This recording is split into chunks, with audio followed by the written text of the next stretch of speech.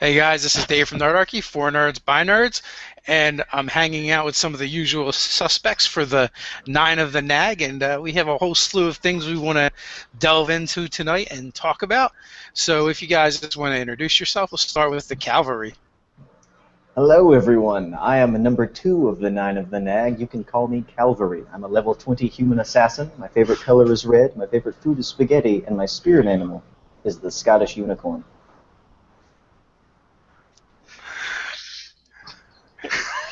Go ahead, Christopher, try and follow that one. I'm not even going to try. Hi, Internet. I'm Christopher, and I send you my greetings.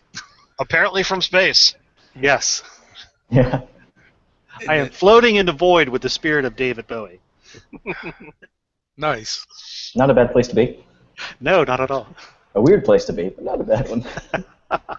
And I guess they might know who you are, Ted, maybe. Yeah, I'm Nerdarchus Ted, if you're familiar with our channel. And it looks like Nerdarchus Ryan just beamed in, and we just went from like 0 viewers to like 18 and 0 flat. I have been conjured!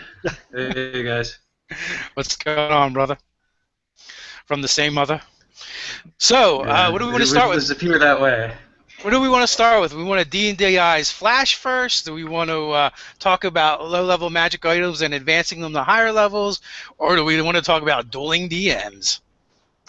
Well, I am a big fan of the Flash, so I would like to lead off with that one.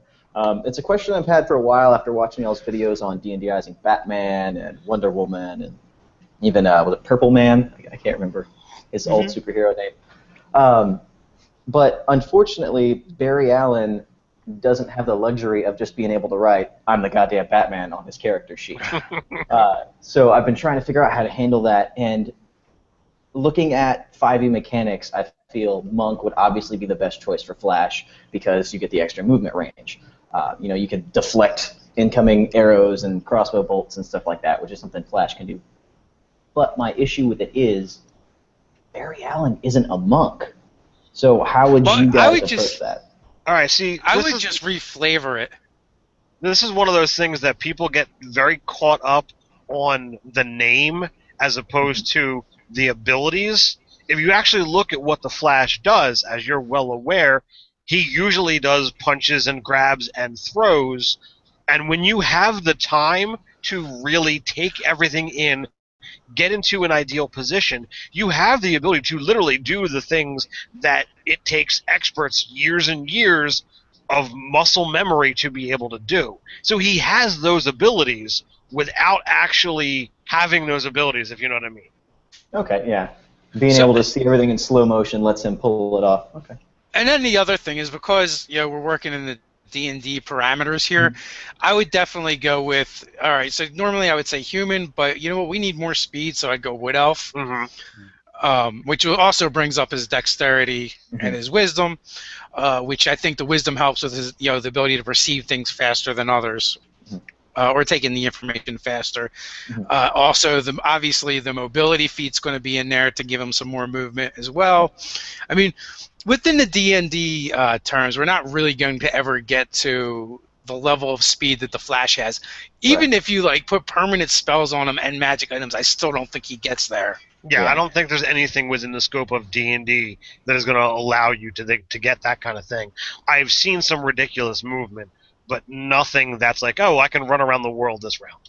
Yeah, we're only going to get close. Yeah.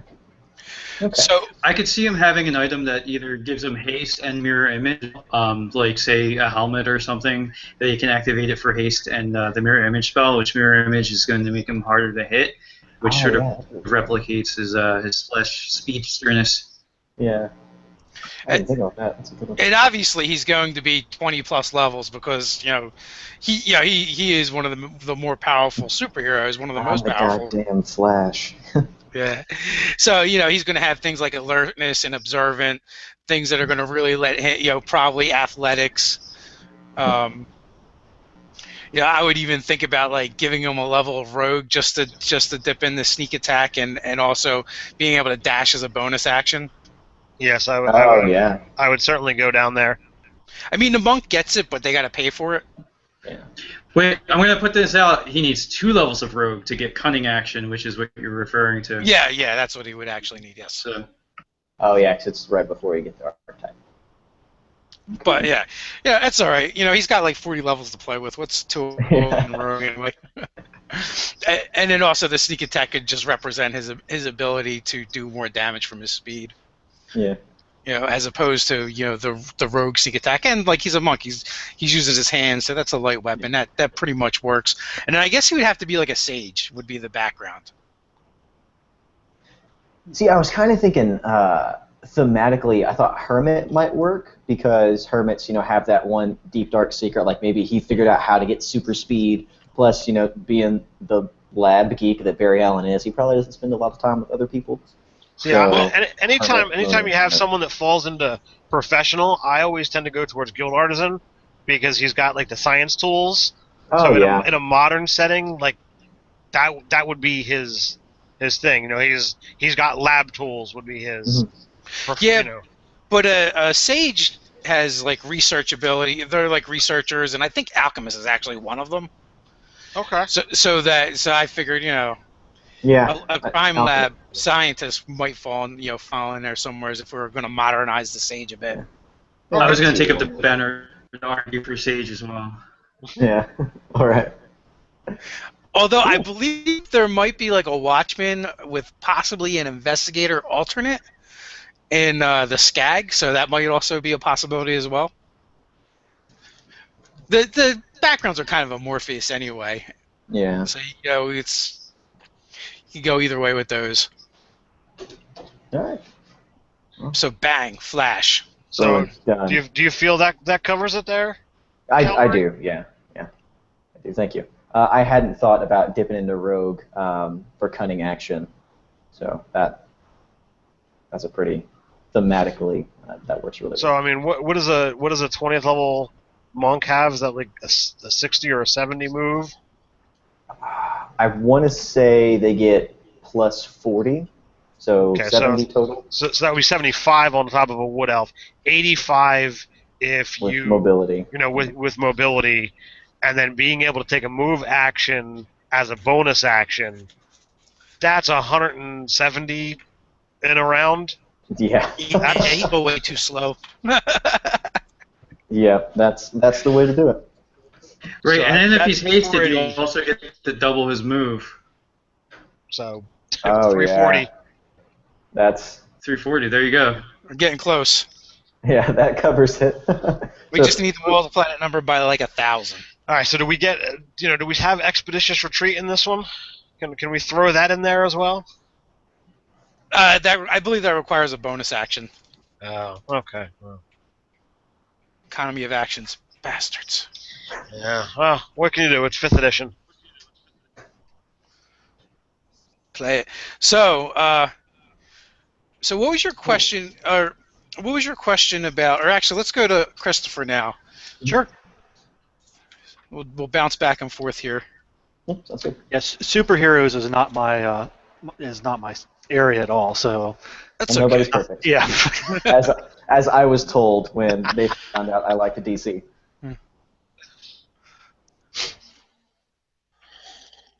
The only guy out of the comics I like at all is Victor Von Doom. So Well, it's a good one to like. Yeah. Come on, he did let the Fantastic Four live because he didn't want to wreck his art collection.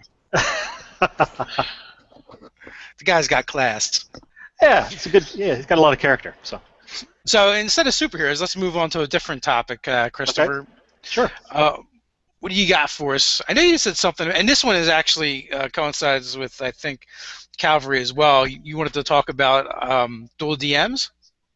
Well, yeah, that was one of the subjects that had come up in our pre-discussion for this discussion, and the idea of what do you do with, and that was actually something that you guys did a video on earlier, is what do you do when you have a very large party, or what do you do when you have you want to have competing teams, or not even necessarily competing teams, but just two different teams of people in the same game.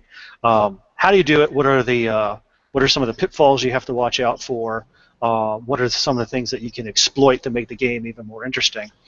What I've discovered is, and there's got to be an actuarial table or a formulation for this somewhere out there, is for every player that you add to a game, how much higher is your probability that you're never going to be able to finish that game? Because we have one game that we're running right now. We had 8 players in it, and so we decided to split it into 2 groups of 4. And my son's team is doing really well. They're meeting on a regular basis. My team, however, 2 of the kids live on the other side of the county. They're like an hour away. They don't drive, and they don't have access to Skype. So it's been a lot more difficult to get my group together to sort of run their team in parallel with where Harry's team is at. So our part of the adventure is slowed down. It hasn't had a negative impact on Harry's part, but the idea of, oh, maybe we'll have a convergence at some point looks less and less likely as time goes on. So what's what you're doing? They're competing against each other? They could be. The background of the game is it's a murder mystery on the surface, and there is each group represents a magistrate. A magistrate being a judge, jury, executioner, police officer, all rolled in one, and his team of enforcers, and their role is to initially investigate the murder of a very, very important person. And his team was investigating a murder of one important person. My team was investigating the simultaneous murder of another important person who are connected to one another. All right, so me and Ted are doing something similar, only we're sharing the same space and a lot of the same NPCs, but we're not necessarily telling the same stories. We may mention the other stories and give a nod to them, or even the other characters. So even though we're kind of like running at the same time in the same space, we're not, the likelihood of these adventurers running together isn't very high. Like each group has their own set thing that they're doing that's vastly different, even though we've done a crossover session.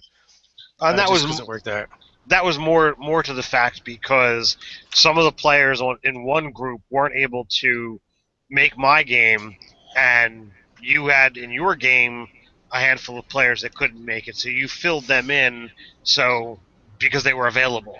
So that we had more of a party to keep going, and we got to move things along. I find that there are some constraints working within the same area, but we're not dealing with as Dave says, we're not dealing with the same plot in any way, shape, or form. Dave is a player in my game, so he has no idea what I've got coming down the pike until I talk about it. Whereas in your situation, if you're dealing with the same things, the same plot lines, and you're not meeting as often, your group is going to consistently be behind, and they're going to get there first. They're going to solve the end-all be-all problem, and it's going to really negatively impact your players because they're not going to really get to their fruition because someone's going to beat them to the punch. Yeah. Well, I don't really agree with that because you can alter things and change things to make it about your group anyway. Once it becomes clear that you guys aren't going to be able to meet in the middle somewhere, like maybe you wanted to, then you're going to probably you can take things that are going on in the other game and use it in your game and use it as the backdrop and make your game more colorful. But at that point, like the grand plan has kind of crumbled. So maybe you guys are just going to you can just focus on your players as opposed to trying to make them intertwine as much as initially we're going to. I'm curious how much are you and your son collaborating as DMs with this? Well, I wrote the main sort of plot line of the story, and he and I sit down and go over the details and talk about the primary characters, the primary NPCs together. We talk about the world, and we talk about what happens if. We talk about the implications and the ramifications of possible actions that the players could take. Like, okay, so for example, the forces. I'm going to put this out there and hope that none of the players are watching the video, right? There are two factions that are behind these murders. These two factions are competing with one another. They are both seeking the same thing for different motivations, and they both want the same thing for different ends. The 7 people who are targets of these murders are the 7 counselors, the 7 leaders of this particular city. They each hold an amulet. They wear an amulet. If the 7 pieces of the amulet are destroyed, horrible things will happen. On the other hand, if the other faction gets their hands on the amulet and is able to forge them together into a single ancient artifact, then whoever possesses that is going to be able to have like a domination, a dominating control over all the people of the island. So on one hand, you have a faction that's trying to bring about destruction and chaos. You have another faction that is trying to bring about an imposed order and regime on these people. So these two factions are competing against one another, and it basically comes down to, so what happens when his group uncovers one of the factions completely and learns, okay, here's their leader, here are their motivations, here are the primary places where they're hiding out. What if they go in there and begin to like pick them off, murder them, and neutralize them as a threat to the island? How's that going to then have an impact on my players and what they can do in the game? Because we're dealing with the same NPCs. The other faction is still going to be there, so there is another thing to still a threat. To be able to essentially pick on. So if you allow your son's group to find one faction and your group to find the clues to the other faction, you both can have essential positive impact on the world. You both have the ability to get to and end the story just in different ways. Mm-hmm. If the other clues aren't found out, both groups will feel like, well, job well done because we stopped the thing, even though there were 2 behind it. It's kind of a genius plan if you're having the cadre groups and having essentially 2 groups for them to bring down. They both have the ability to come to fruition without the other mucking it up. Yes, like you said, job well done. They think they've saved the world, completely ignorant of the fact that they were that close to, encountering their different kind of doom. Right. 2 things. I'm getting a Rod of 7 Parts vibe here, which is cool. And the other thing is too, you have an advantage over your son in the sense that you actually get basically to look at the lab results of running the mice through first, right? So, and not only that, you can actually then incorporate things that happen in that game into your game, and almost like they become your team becomes like the cleanup crew, and you have to deal with the aftermath of certain events. Oh, I love that, Dave. And that actually, I like that because it actually suits my players a little better in terms of how they play their characters, what characters they've chosen. It's just when you're dealing with about 8 teenagers, they bring a different kind of flavor and a different kind of play style to the table. So, for example, one guy in my group who was the cleric, and this is beautiful. They were at a noodle store. They were eating noodles, and the other 3 in the party said, "Well, we have to go follow this lead. We have this mysterious building that we have to go to. Let's go." And he's like, "No, I really like these noodles.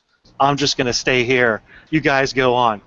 So they did. They left their cleric behind, and the 3 of them investigated this building. One of them got shanked immediately, dropped dead. I wasn't expecting that entirely, but it was just a really lucky roll, I guess, on my part. Or unlucky.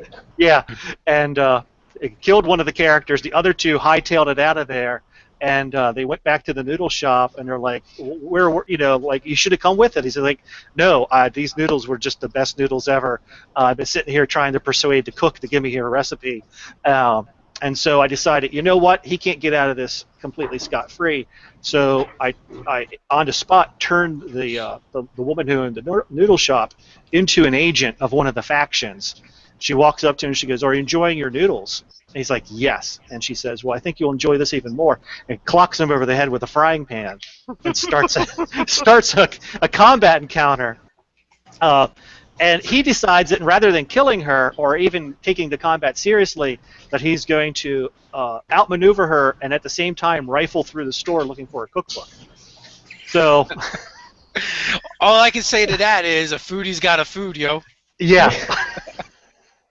So, and then Harry's group is they're taking their role as investigators much more seriously. They're much more entranced with the whole mystery aspect of this, and they're taking their. The neat thing is that even though they're meeting more often, they're going very, very slowly, because they're very meticulously trying to follow up every clue and every lead. And that was one of the things that Harry ran into, and I think he would have asked about is, what do you do when you see your players begin to bog down, and you want to motivate them to, like, come on, let's move along a little bit faster, and they just don't want to, because they want to investigate every little thing. They want to take their time. They want to be, very prudent and careful in everything that they do. Have bad things happen as a result of them dawdling with these things. Like, the villains still have their plots moving forward, so if you spend hours combing through the crime scene and you had already gotten a fair number of clues to begin with, then, well, some other villainy is going to happen across town. Maybe someone else dies or some other adverse effect happens as they were at this crime scene.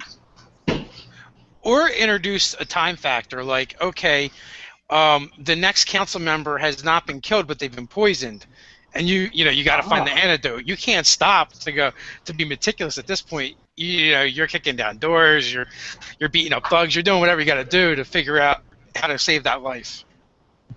I was going to say something along the lines of a ransom, like the next target has potentially been held or taken somewhere, and you know that at this point time is very much a factor because there are literally lives on the line. I used that in one of my last campaigns. That's a good one. Where they were dawdling around, and all of a sudden, one of the most important NPCs gets abducted, and now they're like, well, shoot, we know that was a central figure. We need to go find that person before we do anything else. And not only was it a very good way to keep them focused on the story, it wasn't, a random side quest or a piece of shiny treasure to chase after.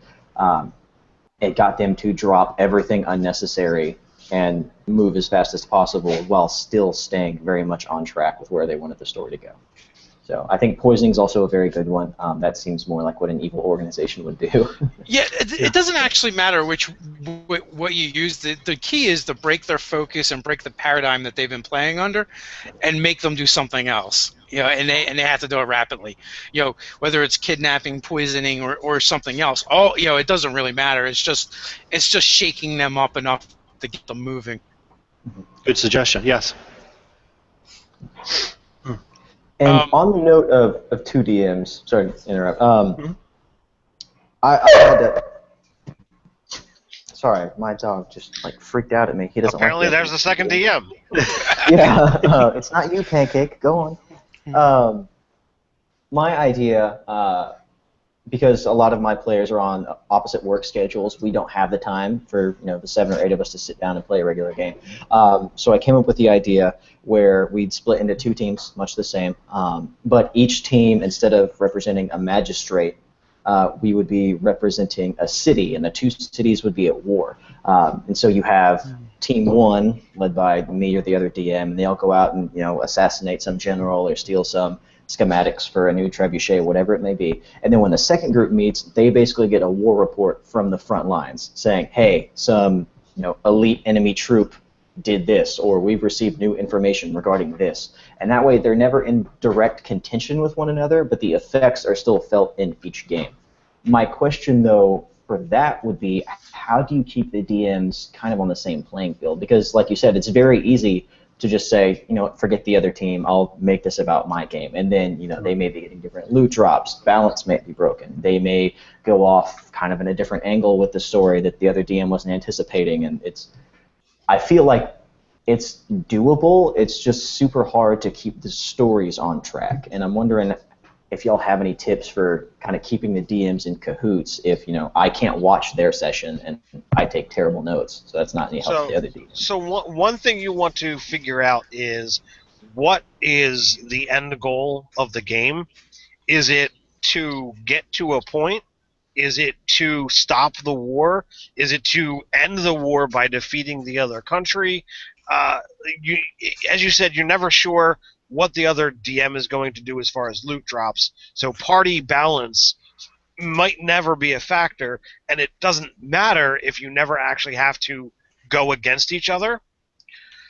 But if you have it so that you have some kind of end goal in mind that once this thing is accomplished, the war is over or the campaign is done, then both parties can work towards that goal and possibly get to that kind of resolution at the same time. And you could try to arrange like everyone to be there at the same time for that last session, so to speak.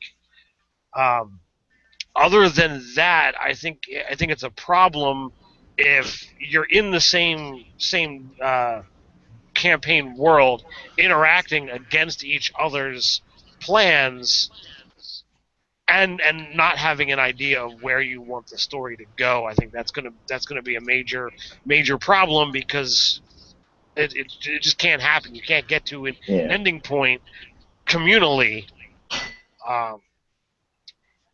That's because at that point, it would just boil down to them being against each other. So right. Yeah. Clarification, right? Neither of the DMs are players in the games.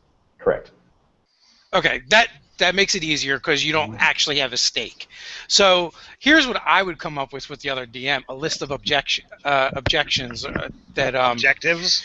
Objectives, yeah, not objections. Objectives that overruled. Yeah.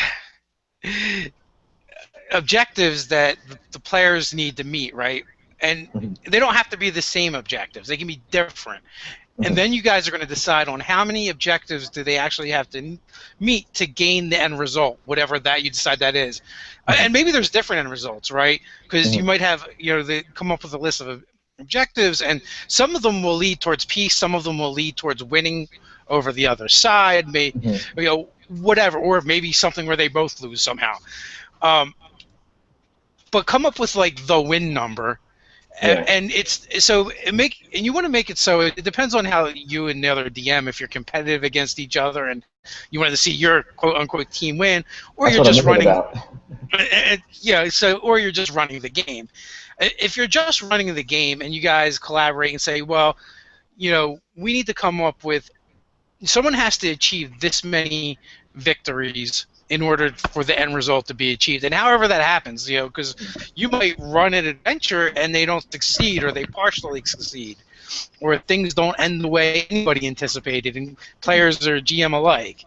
And then you can kind of go from there, and if you kind of like, if you just focus on creating those objectives, and then you don't need as much of the details on the back and forth, only what's been accomplished. And what track that team of players is on. Because one could be on the track of, we're going to go all out win this war, and the other could be on the track of, we're going to create peace. Right. And whoever gets there first, their objective happens. I was thinking something along the lines of that sort of objective mechanic, but almost if you ascribe like a point value to the different things that people should try to accomplish, and then you could maybe do like a D20 roll, and like that's kind of some sort of result of how well whichever faction is doing in the war. Like maybe that objective score is like a modifier, and that figures out, you could either week by week or month by month, how well the side's doing as far as casualties and other things like that. So the objectives become a modifier. Yeah.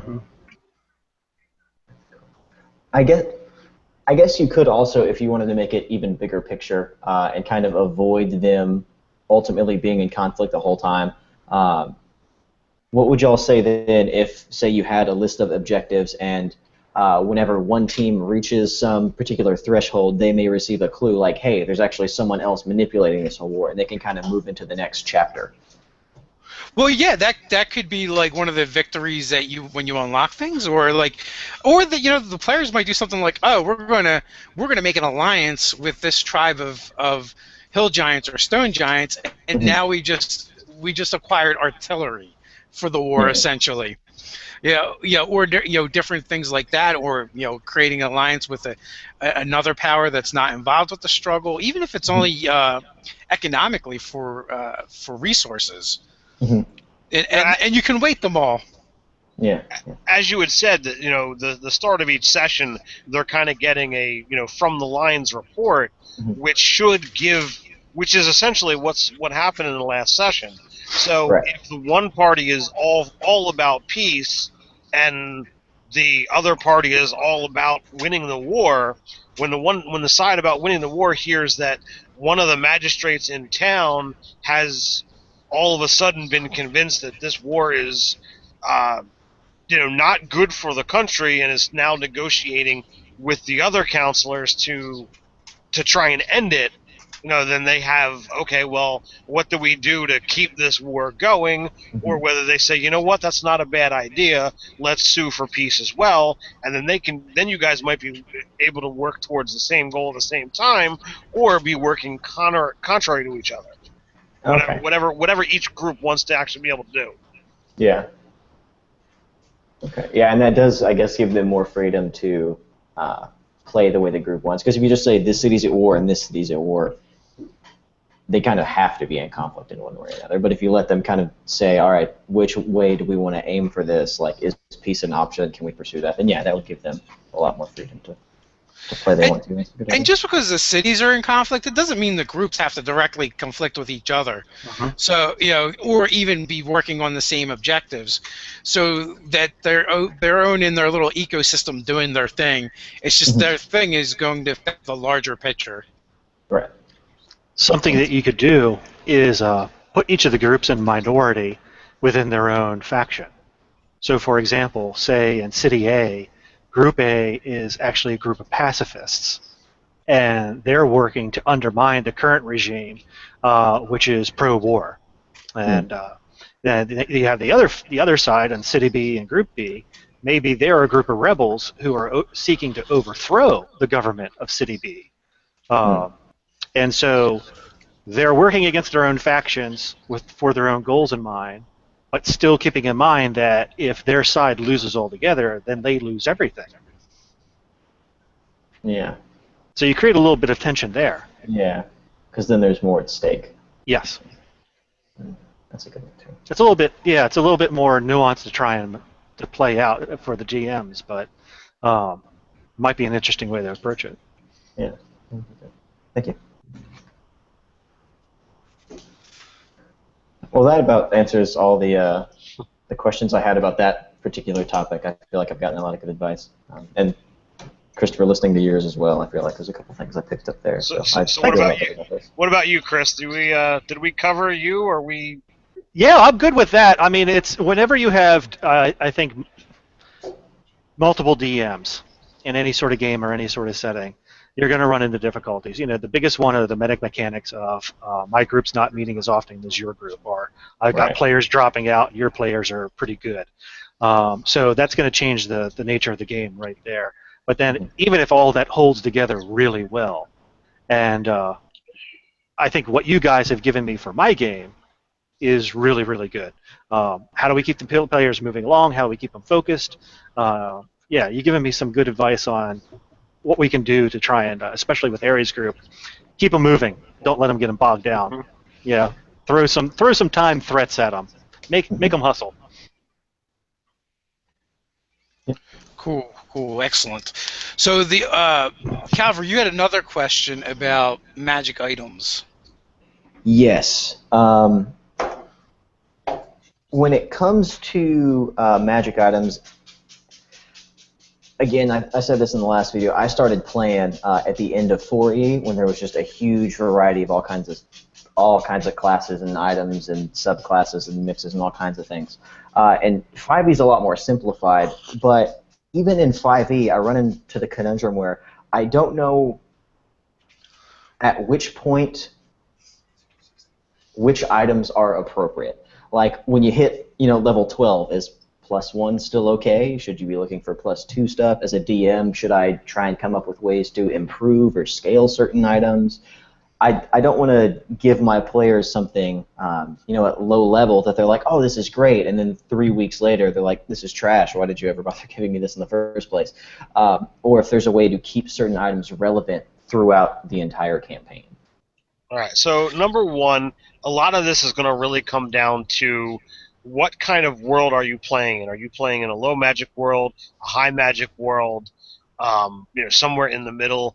All of these things have become a factor, and with 5e really having that bounded accuracy and items only going up to a +3, you can really go through and not really need to worry about ever going beyond a +1 item. If you feel that the threats that you're putting them up against, they're able to handle it without a problem, you're able to hit their ACs to make sure that they're adequately challenged, yay, great. I know in my game, I've managed to give them a decent assortment of items, but so far nothing's above a +1, and their ACs are high. I'm having difficulty even at times with a +12 to hit. I'm missing on attacks because people are having over 20s, and Dave over here is like, oh, I cast shield as a reaction, getting an extra +5. Okay, well that means I have to really be committed if I want to make sure I'm hitting Dave. But it's about the challenge. I find giving characters items that are fun and interesting are better than just items with a numerical bonus. Other people are used to more the 3.5 4th edition mindset where it's like, all right, I've got these item slots, I have to get them filled, I need to make sure that I'm powered to the max. And third edition did that. If you didn't have certain gear by a certain level, you were subpar, your performance was going to be under, you were going to hit less, you were going to get hit more often, and that's just how the game was built. 5e doesn't go into that. So it's really a matter of what you want to do as a DM and what your players want and expect, and you guys coming to some kind of communal middle ground. Okay. So approaching then that same vein of you want to give your players like fun, interesting stuff. I found a few item generators and stuff online that'll come up with random shenanigans like a dagger that has 1d4 non-replenishable charges of the Goodberry spell, stuff like that. And at low level, I feel like those are fun because at level 3 and 4, you shouldn't have really good magical gear at that point because in the scope of the world, you're really not all that special yet. Well, if you're playing in a high magic world, by 3 or 4, absolutely your characters should be finding items of minor magic. If you're playing in a high magic world, you probably shouldn't be seeing magical items. Sorry, if you're playing in a low magic world, you shouldn't be seeing any kind of magic items to 5th through 7th level. It really depends upon the scope of the game. So does giving, I guess I would almost call them trinkets, with slight magical benefits, do you feel that in some way cheapens the impact of when they do get legitimate stuff? Because I was playing in I'll say moderate magic campaign where there were people out there selling stuff, but not a lot of them, and it was pretty expensive to buy anything really worth having. So I would say. Go ahead. I would say it's not going to cheapen in any way, shape, or form. When you look at those minor magic items, those things are going to essentially be the equivalent of potions and scrolls, things that you're going to be able to give out, be expendable, usable, and then they're gone, or they're just so minor that they only are going to come up in certain specifications or certain situations. As long as you're not giving them a ton of stuff that's kind of useless or only useful in a certain situation that takes up an attunement slot. That's when you're going to have an issue because 5e has that situation where you can only have so many, and if you're playing with those rules, then you really have to keep a factor of that. Okay. So you would say overall, like those little like trinket class items are okay because that just fills kind of the niche that other minor things would hold. I do. I agree. So here's kind of the thing, like with 5e, you don't really need magic items the way you did in other editions. Mhm. So even if they're a little bit off, it's not crippling to the players, to the characters. But the real important thing is how are your players responding to that stuff? Like if they're happy, then I wouldn't worry about it. You know, if they seem disgruntled, then then you might want to tweak something. But as long as everybody in the game is cool with it, it doesn't really matter. Okay. Player satisfaction is key. Indeed. Well, It's yeah, just like customer service, basically. It's like having to take a survey and this and that. Like in Dave's game, that he was being super stingy with magic items, and like at 10th level, I did get finally got like a staff that's pretty substantial for my sorcerer. I mean, the problem of sorcerer being their limited spell slots, so having a few spells in a staff is a really nice boon for a sorcerer.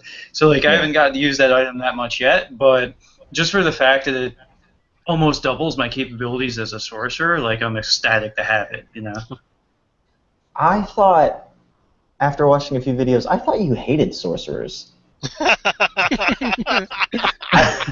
I seem to remember ample video proof. Specifically the Chaos Sorcerer, which he's playing. Which I am playing. Yeah, like basically we did the Wizard v Sorcerer video, and essentially the Sorcerer class, and especially the Wild Magic Sorcerer, not a super worthwhile play unless you're playing at higher levels. Like 9th level and above starts to be pretty interesting. Before that, it's a hard go to level up from level 1 to 9. Yeah. So. But you've done it. Yep, that's true. It's true. It's almost like I'm a first or second edition wizard player, where it's just like, yeah, I had 2 spells, and one of them was magic missile. Yeah. We did tweak the sorcerer a little bit in that game to make it a little bit better. Like one of their abilities is to basically give a bonus, but it was a die 4, and it cost 2 sorcery points, which seemed ridiculous. So we discussed whether we were going to reduce the cost or make the ability better. So we made the ability on par with the Bard giving inspiration. Okay, yeah.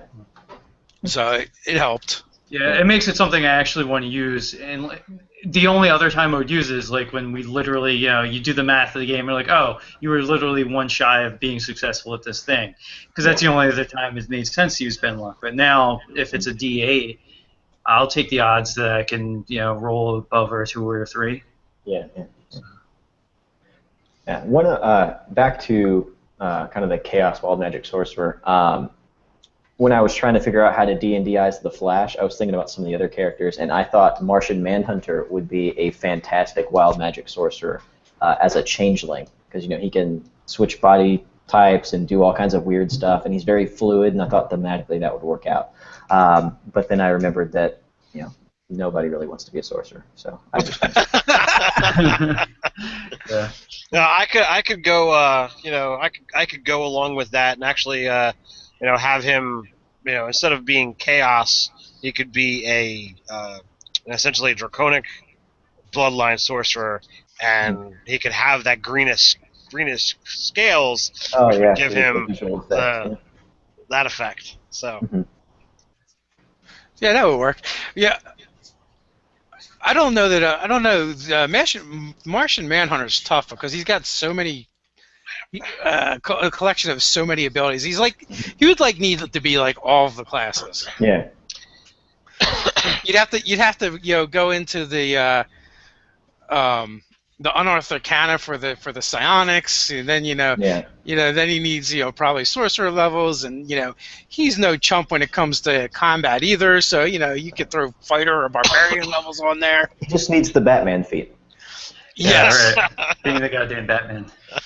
And then of course then you have the problem of how do you add his catastrophic fear of fire? Is that just an RP thing, or is that actually a game mechanic to go along with it? That's his flaw, dude. Vulnerability to fire. Or vulnerability to fire, that works too. And you don't get any more outsider than Martian Manhunter. That's true. True. Yeah. I think he's got that in spades. Yeah. Christopher, Yes. let's go back to you. You've been quiet. Well, talking of magic items, I wanted to run a magic item by you guys to see if you could help me make sure I'm putting the proper boundaries on it for this game. The answer is 42. Okay, it always is the answer to Oh, I life, the didn't even universe, get and the everything. question. I But miss damn it, every what's the time. question? I don't know what the question is. Okay, so I'm playing. I am actually DMing two versions of the Big Dow campaign. Harry and I are co-DMing one, and then I have another group of players, and we're running the same game, completely independent of anything else that Harry and I are doing. They're investigating the same mysteries and whatnot. And I tend to be very conservative when I hand out magic items. Even though this is a very high magic setting, a high magic campaign, I also take into consideration the economy of the world. These people are sort of like, in terms of their vacation, they're middle class. The magistrate is sort of like a Mickey Spillane detective kind of person. They're not pulling down six figures in terms of their salary. They're not going to be able to afford these high magic items. And so during encounters, magic items aren't dropping left and right, even though this is a very high magic world. They're surrounded by it. They don't necessarily have access to it. But now I'm getting to the point where someone's going to approach these players, and she's going to try to entice them into working for her, and I'm going to use magic items as part of the enticement. I have a rogue in the party. One of the players is a rogue, and I was thinking it was thematically kind of interesting. I want to give the rogue. I want to offer the rogue a 3-chambered pistol, and with 3 triggers, and depending on which trigger you pull, something different happens. So, for example, you pull one trigger, and you get firebolt. That's the cantrip, right? Yeah. Mm-hmm. Yeah. Okay. So you get firebolt goes off. Pull another trigger, and you get lock-picking tools. That I don't. I was thinking, okay, does it give you advantage on opening locks, or does it like reduce the DC of locks? And then for the third chamber, I was thinking of having it set off like a smoke bomb to give the rogue an excuse to hide so that she can use her stealth abilities. And then giving this thing like X number of charges that recharge periodically. So these are 6th level characters. What's sort of appropriate in terms of, okay, here you got this kind of neato gizmo, does these things. How often should she be able to use them? What are the limitations to this? So you could definitely model the actual features off of a couple spells. Okay. And instead of like a lockpick, what if it's like, because it's a gun, right? So Right. I feel like thematically it still should operate like a gun. Okay. So you point it at a lock, and pull the trigger, and the knock spell goes off. Okay, there you go. Great idea. All right, didn't think about that. And I mean, I believe that's a 2nd level spell. Yep. So that's definitely within the realm of possibility, especially if you go with either a charge or a per day feature. And then fog cloud would also be another good one for smoke. I mean, you can thematically it can be smoke, but you can just mimic that spell. What level is fog cloud? Is that 3? Is that 2 also? I think that's I think it's low. Isn't there Looking at- obscuring mist? Isn't that the first level sort of like obscuration sort of spell? So there's fog cloud, which is 1st level. Okay. And it has the ability that you can increase it as well. You create a 20-foot radius sphere of fog centered on a point within range. The sphere spreads around corners, and its area is heavily obscured. It lasts the duration, so until moderate wind comes to blow it away. Again, you could modify that slightly if you wanted to. All right. So, Chris, Yeah. how often are you are you looking for this gun to be the replacement of this character's primary attack, or are you looking for this to be a novel item to use as a situation demands? I was looking at it as an interesting gizmo for her to use. Yes, a novelty. Okay. So the way I would look at it is number one, the firebolt. Are you scaling that based on the character level, or is that just staying as per the first level power or the first level cantrip? I was thinking of making this something that she would have to attune to, and so scale it. Okay. All right. If she has to attune to it, then I would say let the cantrip, since it's just a cantrip, cost nothing. Okay. The smoke bomb, since it's a first level spell, costs 1 charge. The knock spell could cost 2 charges since it's a second level spell. It has D6 charges. It has 6 charges, and it refreshes a D6 at dawn, just like any other magic item. And she could then use the gunnet as her primary attack. It's not going to be any more damage than any other spell type thing that's out there. And hey, cool, she's walking around with a gun. If no one else, you let her sneak attack with it.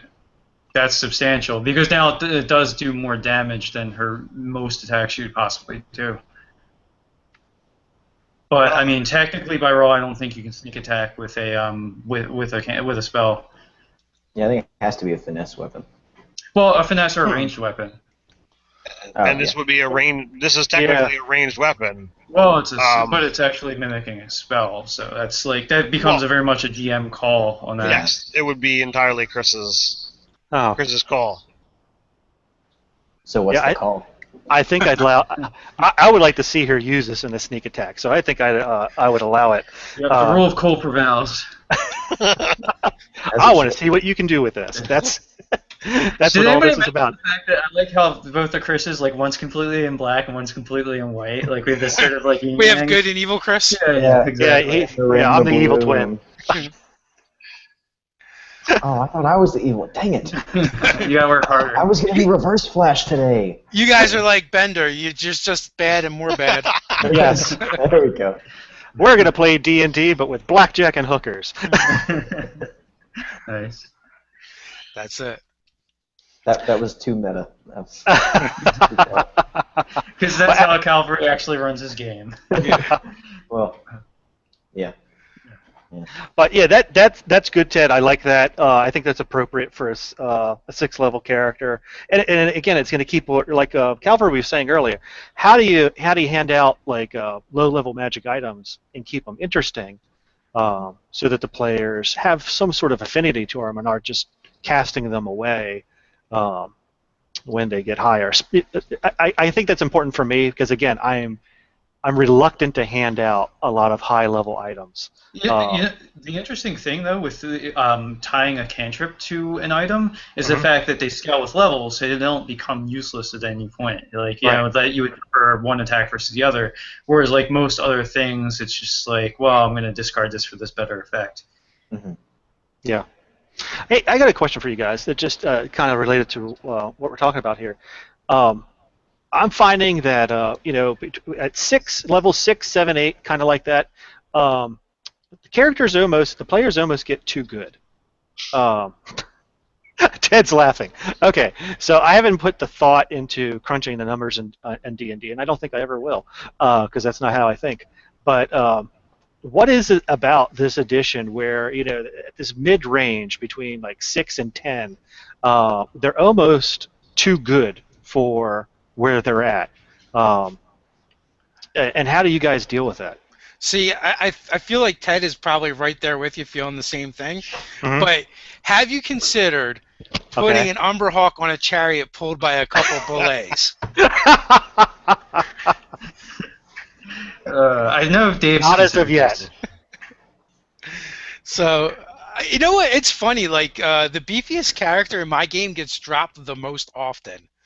And it's getting to the point where it's once per session, and he almost died last session. I actually think he could have died if you were just a little bit meaner. Have the cart run over him while he's dropped because it's crucial to the plot. Well, no, that actually did happen. Yes, he got dropped, and then he got ran over, which was a crit. So that's 2 Yeah. two failed saves, and then it came down to one roll. I did not have like any of the monsters take an extra swipe at him. That's what I'm saying. If the Umber Hulk or one of the Belays would have kind of nipped at him on the way through, it would have put him down. So he literally survived because you were nice enough to let it happen. Now, being the cleric in that particular group, I come prepared with Revivify, and I've got the means to make it happen. Which, every time I say that, Dave is like, all right, so Ted has got to be the first one to go. But yes, I agree with you, Chris, that once they get to a certain point, and I think it's 5th, 6th level and beyond, the powers of the particular characters, they really feel like they're getting into their niche. If you're playing from level 1, the party's cohesion has kind of really settled in.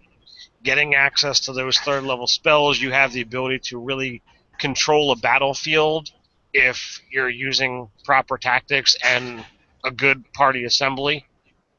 So these things, once they become in concert, the fighter starts getting the 2 attacks around.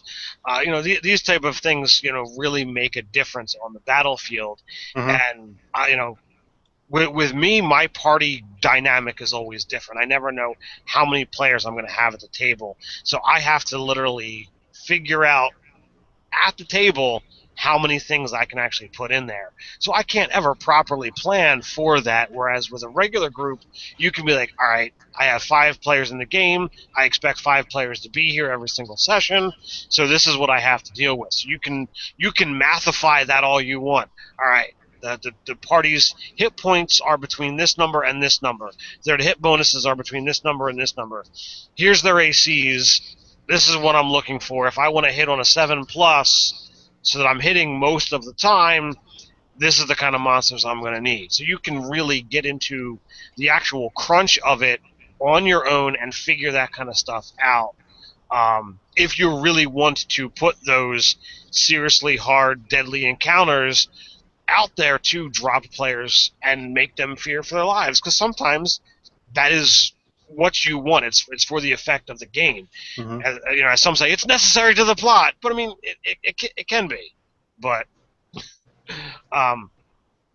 so as long as you're in that situation, you can really look at that numbers. But I feel, as I said, from when you're playing a game where the players have been playing for 5-10 sessions, and they've gotten to that 5th+ level, they've got a group, they've got solid tactics, they've got solid powers. So. Yeah, I think for the way I write my games too, for example, I got one group, they're finishing up a sort of a haunted house type game.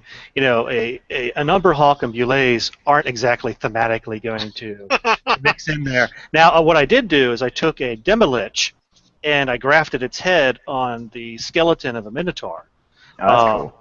Yeah, it was cool until the half-orc barbarian went into a rage and berserked, and he smashed the Minotaur's body to pieces. And so they still had to deal with the Demolich, but then the rogue, and then this is sort of like a 1920s anachronism sort of game. So you got magic going on and everything like that, but they're also carrying Tommy guns. So the rogue gets off a good shot on the back of the Demolich's skull, and blows him away too. So it's just I guess it's learning, going through the monster manual again and again and again, and learning thematically what kinds of things I can throw out and put them in different circumstances where the environment is working against them, as well as the monsters that are in that environment.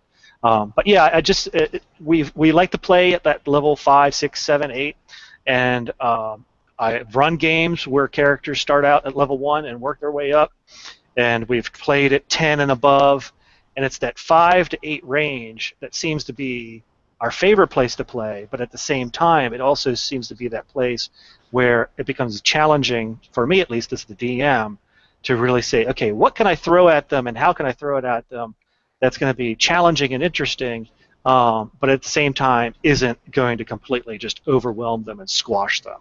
Well, the thing to always consider, as the DM, you can be prepared for the story to go in any direction that you want. If for some reason you throw out an encounter and holy crap, they're rolling poorly, or you utterly misjudged and you start annihilating the party, Yeah. you have the ability to just take prisoners. You have the ability to have the enemies run away. You have the ability to bring in another adventuring party to kind of assist them out, even if they do a fighting retreat. And now you've got some NPCs to kind of figure out and play with later. And who knows where things go with that. If you have these kind of tricks up your sleeve, you have the ability to get yourself out of jams that you sometimes put yourself in if you're looking to challenge the party and oops, this one was too much of a challenge. How do you handle it? And that's a couple of things that you can do. Well, also too, like you can, so there's always like the home field advantage in using terrain, but also just like sometimes sheer numbers of weaker monsters. Like as long as there isn't a ton of area of effect magic in the party, or the situation isn't ideal for them to want to use that because maybe much of the party is in the radius as well. You can do things like use the help action and things. So you have monsters rolling with advantage, so they're actually making half as many attacks, but every single one is more likely to hit, and you can keep numbers on the party for a little bit. So maybe it's a multiplier of like 2 to 3 times the number of players that are there that you have orcs or goblins or kobolds or whatever it is you have attacking them. So just weaker humanoids or beasts in that regard. Mm-hmm. Yeah, essentially what Ryan said is, basically you need mooks to go around your centerpiece of the encounter, whatever the cool thing is. Like maybe you just needed some regular skeletons to go along with the demi-lich mounted on the Minotaur skeleton's shoulder. To make, if you needed it to go a little bit longer or wanted it to be a little bit more challenging of an encounter. Yeah, one individual monster always gets buzzsawed. So I mean, 1 or 2 monsters, like when you have a full party, they're just not going to hold up when they're facing all those attacks. Yeah, I thought I had come up with something interesting where I put them in a room where there were skeletons manacled inside iron cages, and the iron cages were suspended from the ceiling by chains. And so when the Demilich emerges up from the level below, the skeletons are agitated, and they begin swinging these cages back and forth. So the players had to dodge these cages or risk getting bludgeoning by the iron cages swinging back and forth in this narrow chamber. They climbed on top of the cages, and hey, give them credit. That was the smart thing to do. Get on top of the cages. That way you don't have to dodge out of the way. Now, for this game in general, one of the things I think that's worked out really well for me is that they all have guns. The half-orc has a big old machine gun. The Mickey Spillane character has dual pistols. The one person's playing as Alice Roosevelt, Franklin Roosevelt's daughter. She's got some guns. And the great thing about this is the guns are very powerful. Just right out of the book, right out of the Dungeon Master's Guide, they're kind of very effective. However, they're in an environment where once they run out of ammunition, there is no more. Yeah. Well, the other thing with them being on top of cages, though, like I would say that they're firing at disadvantage, though, because they're firing off of a bucking thing. Okay. Yeah. Oh yeah, they were. Or acrobatics or athletics checks every round to stay on top. Yeah. Well, that. Both. Yeah. Both, and not fall off and. Exactly. That sounds like a fun encounter. I might have to steal that sometime. Yeah, I'll actually I'll send you the write-up for the game. We're having a lot of fun with this game, and it's one that they want to continue. We're talking about blackjack and hookers earlier. They want to continue with these characters, and I'm like, okay, so I think the next setting is going to be inside a casino. We're going to come up with some sort of gangster casino adventure for them to deal with. So nice. Yeah. So my own input on that original question of like how do you deal with the feeling of these characters are getting too good around like 6th level. I can't remember if I got this idea from the 5e DMG or maybe one of the other ones, but my own kind of mental framework for this is to put them into tiers. Level 1 through 5 is basically like, some guy goes to boot camp, and over the course of that training is getting better and better, and eventually, you're combat ready. That's kind of 1 through 5. Eventually, though, you graduate and you get the specialized training. You're very good at what you do. You're able to hold your own. That's when you start becoming one of the elites at what you do, is that 6 through 10 phase. So a Special Forces trooper is going to be able to do a lot more than, a guy from the local bar. The Special Forces trooper would be 6 or 7. The guy from the bar would be 2. And then once you start getting above 10 especially, those are the Olympians. Those are the pinnacle of humanity. So when I try and build an encounter, I take into account the average level and say, all right, are my players this time around just a group of regular guys that have done a few months of weekend warrior training? Are these people that have spent years training? Are they literally some of the best of the best? And then I try and find monsters from the monster manual that fit that same echelon of power, if you will. But again, adding more monsters is always a very viable thing. You may have, several Olympian level fighters, but if they have to fight 30 goblins, statistically 2 or 3 goblins every round are going to be doing crits, which is a guaranteed hit. It's guaranteed damage. They will always have something to worry about. And they can only take down so many goblins per fight. So if even at 5th or 6th level you're running into issues where they're just mowing through everything, it's kind of cheap, but you can always add more stuff.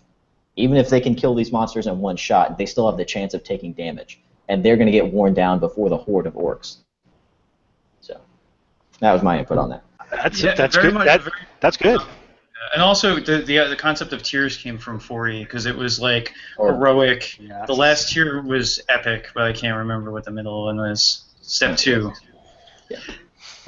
I've kind of stuck with that idea That's also how I kind of plan how NPCs will react to people. Being in the military, if I see a colonel, that's a much different reaction than a senior airman or a private or a specialist, whatever it may be, because you can tell that they are in a different echelon of authority and experience, and so then I kind of plan my encounters around that. And cavalry to finish off, over 15th level, that would I would fall that into legendary. These are the things that people the deeds that those characters accomplish are what legends are made of. Precisely. Those are the not even once in a lifetime. That is like once an era. You might find a handful of people above 15th level. So, I agree. That's a good approach. Yeah. Unless you're playing in Forgotten Realms, and then it's every 4th NPC. Second tier is called Paragon. Okay, there we go. Yeah, just remember that. Yep, Paragon. It's been a while since I've looked at 4E stuff, so. Playing a 4E game right now. Oh, wow. Really? Yeah. As we're talking? No. Who does that? It is play by text on a internet forum, yes, but not at this very moment. That's one of the slowest plays ever. Yes.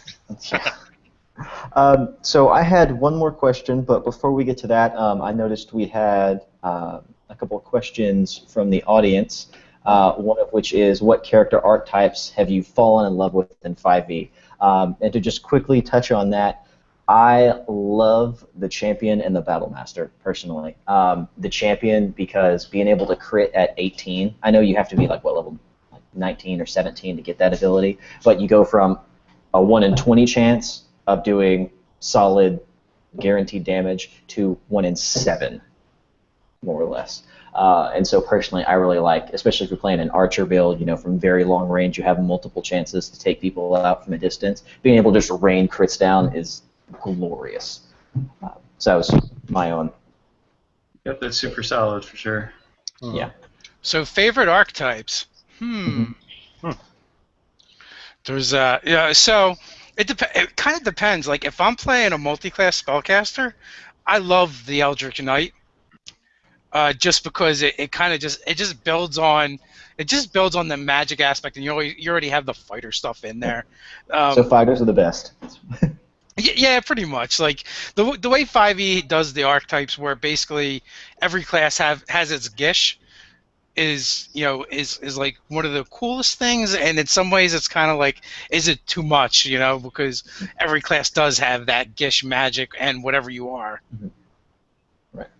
I don't know whether I have a favorite archetype.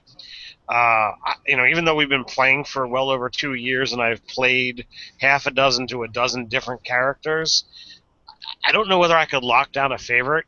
I know that I am seriously enjoying, playing the cleric in Dave's game because he's a knowledge cleric, and therefore I've got advantage on arcane and history.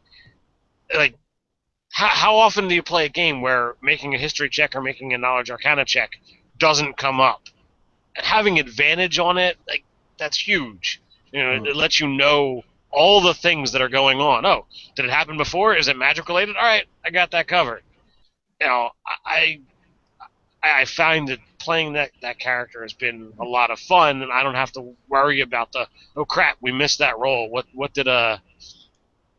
did we get? And with our particular play style, if two characters sit there and talk about something, like the person who has the best roll can roll with advantage. So, I've got knowledge arcana and I can roll with I can roll with expertise and advantage. All right, there's no chance of me not getting this. Right. Yeah, for me, it's definitely the monk way of the open hand. Just monk is so versatile, and then just all the cool things that it's very like. There's lots of playing with economy and being able to use the abilities of the monk. Like, your flurry of blows bakes in a bunch of effects that you could potentially do to someone that you essentially get for free for just doing the flurry of blows. So that's really cool. And then you get to mix in the abilities that the rogue gets at the expense of key, or high points, but you get to do those things anyway. And then your damage die keeps going up. And there's also a ruling that if you're using simple weapons that have the versatile property, you can use that as your monk weapon and get the higher damage die at lower levels. So I think that ruling kind of makes them the superior class. I will say, on the feeling of monks, I had Google do the math for me, and if Barry Allen is able to move 340 feet per round, which is like 6 seconds, that's 232 miles an hour. Which I think is sufficient. That is pretty. Yeah, that's a solid miles per hour. 200 that's still slow for the Flash. I gotta say. Yeah. I mean, it's not the sound barrier, but that chariot with the bullets is just going to get left in the dust every time. Every time. I'm not dealing with that Umberhawk today. No, sir. And the party's left to deal with it. Is basically what it comes down to. The monk's out. Yeah. But you know what? He survived. Yeah. Or he'd just be really mean and run up, punch it, and run back, and just kind of run loops around. Well, that's the Mach 1. Oh, yeah. That's one of the coolest scenes in Justice League is when it's Brainiac, right? He tears Brainiac apart.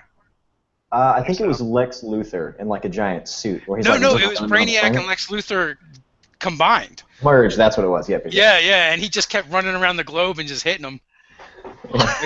That was one of the most amazing scenes from that whole series. Yeah.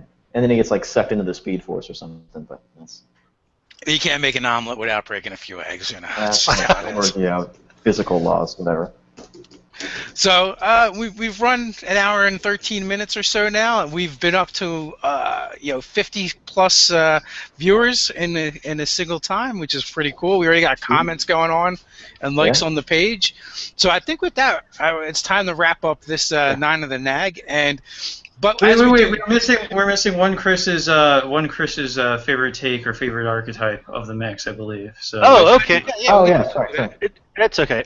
Eldritch Knight, I don't actually get to play characters that often. I'm too busy DMing and writing games.